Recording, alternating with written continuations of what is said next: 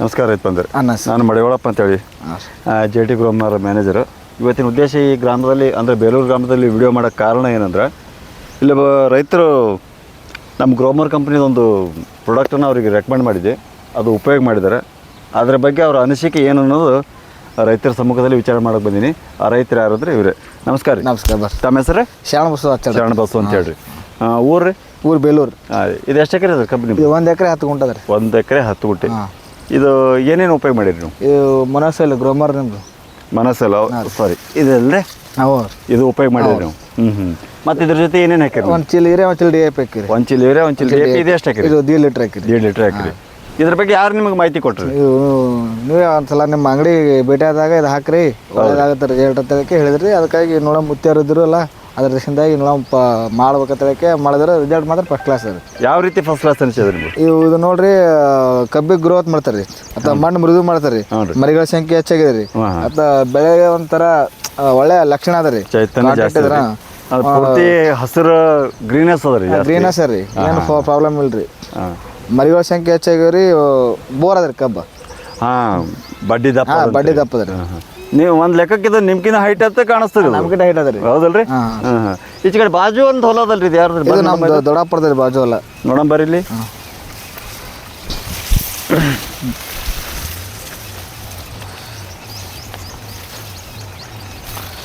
ಇದು ನಿಮ್ಮ ದೊಡ್ಡಪ್ಪರದನ್ರಿ? ಇದು ನಮ್ಮ ದೊಡ್ಡಪ್ಪರದ ರೀ. ಇದಕ್ಕೆ ಎಷ್ಟು ದಿವಸ ವ್ಯತ್ಯಾಸ ಅದ ರೀ? ಇದಕ್ಕೆ 4-5 ದಿನ ವ್ಯತ್ಯಾಸ ಅದ ರೀ. ಅಂದ್ರೆ ಫಸ್ಟ್ ಕಟಾವ್ ನಿಮ್ದಾಗಿದೆ ಅವ್ರದಾಗಿದೆ? ಇದೇ ಕಟಾವ್ ಆಗಿದೆ. ಇದೇ ಕಟಾವ್ ಆಗ್ಯದ್ರಿ. ಇದಕ್ಕೆ ಏನೇನು ಹಾಕ್ಯಾರ ಅವರು? ಇದಕ್ಕೆ ಬರೀ 1 ಚೀಲ ಹೀರೆ 1 ಚೀಲ DAP ಹಾಕ್ಯಾರ. ಬೇರೆ ಏನು ಹಾಕಿಲ್ಲ? ಬೇರೆ ಹಾಕಿಲ್ಲ. ಇದು ಹಾಕಿದ್ದು ಆ ರೀತಿ ಅದ, ಹಾಕ್ಲಾದ ಈ ರೀತಿ ಅದ. ಅದಕ್ಕೆ ಇದಕ್ಕೆ ವ್ಯತ್ಯಾಸ ಇಲ್ಲೇ ಗೊತ್ತಾಗುತ್ತೆ. ಹೌದಲ್ರಿ? ಮತ್ತೆ ಮರಿಗಳ ಸಂಖ್ಯೆನೂ ಇಲ್ಲ, ಬೆಳವಣಿಗೆನೂ ಇಲ್ಲ. ಅಲ್ಲೆಲ್ಲ ನೋಡ್ರಿ ಅದು ಹಳದಿ ಗ್ರೀನೆಸ್ ಇಲ್ಲ, ಏನಿಲ್ಲ. ಗ್ರೀನ್ಗ ಈ ರೀತಿ ಪೂರ್ತಿ ಹಳದಿ ಅದ.